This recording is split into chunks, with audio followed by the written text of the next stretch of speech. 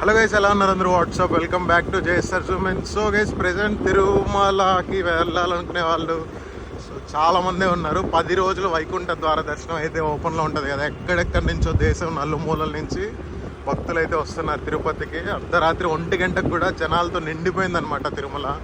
And ఇక్కడ Tirupati Balaji bus stand చూస్తున్నారు కదా లెఫ్ట్ సైడ్.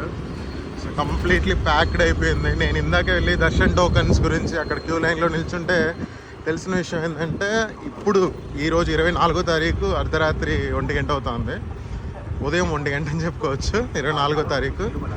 సో ఇప్పుడు జనాలు చూడవచ్చు మీరు లోపల ఏ రకంగా ఉన్నారో. ఇక్కడికి వచ్చి బాలాజీ బస్ స్టాండ్ క్యూ లైన్లో నిల్చుకొని, ఇక్కడ భూదేవి కాంప్లెక్స్ ఉంటుంది కదా బాలాజీ బస్ స్టాండ్ దగ్గర, ఇక్కడ క్యూ లైన్లో నిల్చుకొని టోకెన్ తీసుకుంటే మనకి 31వ తారీఖు మార్నింగ్ అయితే ప్రెజెంట్ రన్ అవుతుంది రన్నింగ్ స్లాట్. వన్స్ 1వ తారీఖు 2వ తారీఖు ఇవ్వాలనుకున్న 4 లక్షల టోకన్లు ఇచ్చేంత వరకు టోకన్స్ ఇష్యూ చేస్తూనే ఉంటారంట 24/7. ఇక్కడ భూదేవి కాంప్లెక్స్ చూస్తున్నారు కదా. సో నేను వెళ్ళినప్పుడే 1 గంటకి సర్వర్స్లో ఉంది, టికెట్లు ఇవ్వము అంటూ ఉన్నారు. ఇప్పుడు బయట జనాలు చూస్తున్నారు కదా, చాలామందే ఉన్నారు. వీళ్ళందరూ కూడా వైకుంఠ ద్వార దర్శనం టోకన్స్ కోసం వచ్చిన వాళ్ళే. ఇక్కడ భూదేవి కాంప్లెక్స్ అనమాట ఇది. బాలాజీ బస్ స్టాండ్ లోపలికి ఎంటర్ అయ్యి ఇక్కడ నుంచి టోకన్ అయితే తీసుకోవాల్సి ఉంటుంది. అండ్ ఇక్కడ వస్తున్న అనౌన్స్మెంట్స్ని బట్టి ఏంటంటే, మీరు టోకన్ తీసుకొని కనుక దర్శనానికి వెళ్తే వైకుంఠ ద్వారం ద్వారా అలో చేస్తారు మిమ్మల్ని. లేనిచో మీరు టికెట్ తీసుకోకుండా తిరుమలకి వెళ్తే ఓన్లీ సర్వదర్శనంలో అలో చేస్తారు. అండ్ మీరు సర్వదర్శనం వెళ్ళారంటే వైకుంఠ ద్వారంలో అలో చేయరంట. సో ఇప్పుడు కూడా వెళ్తా ఉన్నారు లోపలికి జనాలు, లోపలికి వెళ్ళి తీసుకుంటున్నారు.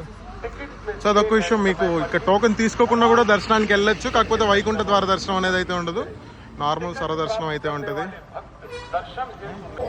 సో ఇక్కడ కంటిన్యూస్గా అనౌన్స్మెంట్ అయితే వస్తుంది. అనౌన్స్మెంట్ ఏంటంటే, ఇక్కడికి వచ్చి టోకెన్ తీసుకోకుండా దర్శనానికి వెళ్ళినా కూడా మీకు దర్శనానికి అయితే అలో చేస్తారు. కాకపోతే వైకుంఠ ద్వార దర్శనం అనేది అయితే ఉండదు అనమాట.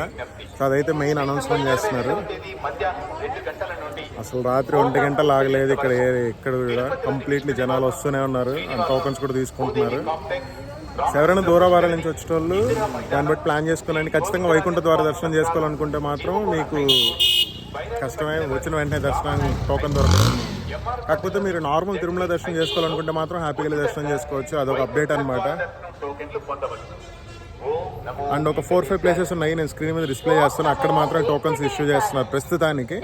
సో వచ్చి టోకన్స్ తీసుకొని ఎంత త్వరగా వెళ్ళైతే అంత త్వరగా, మెయిన్లీ లోకల్ వాళ్ళే తీసుకుంటే మంచిది. లాంగ్ చాలా డిస్టెన్సెస్ నుంచి వేరే స్టేట్స్ నుంచి వచ్చేటోళ్ళు వైకుంఠ ద్వార దర్శనం ప్రీ ప్లాన్డ్ టికెట్ అయితే ఓకే, కానీ ముందుగా ప్లాన్ లేకుండా వచ్చి టోకన్ తీసుకొని వెంటనే దర్శనం చేసుకోవాలంటే చాలా ఇబ్బంది అవుతుంది. అది ఒక పాయింట్. అండ్ అనౌన్స్మెంట్స్ అయితే కంటిన్యూగా వస్తున్నాయి, మీకు కూడా వినిపిస్తూ ఉండొచ్చు.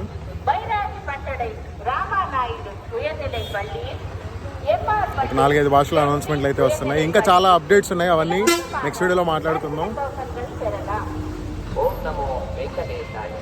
మళ్ళీ మాట్లాడుకుందాం ఇంకా అప్డేట్స్ అన్ని.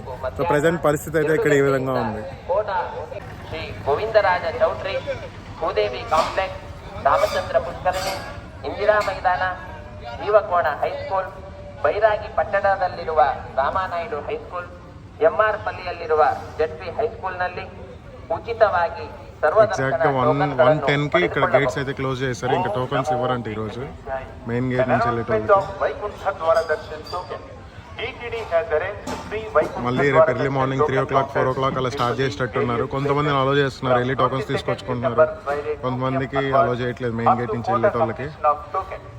బట్ యాజ్ పర్ ప్లాన్ అయితే 4.5 లక్షల టికెట్స్ ఎన్నో ఉన్నాయి కదా, అవన్నీ అయిపోయే వరకు అయితే టోకన్స్ ఇష్యూ చేస్తూనే ఉంటారు. Hats off to all the TTD employees అనమాట. అర్ధరాత్రి నైట్ షిఫ్ట్లు కంటిన్యూస్గా, డబుల్ షిఫ్ట్, ట్రిపుల్ షిఫ్ట్లు కొట్టేటోళ్ళు కూడా ఉన్నారు ఈ టైంలో.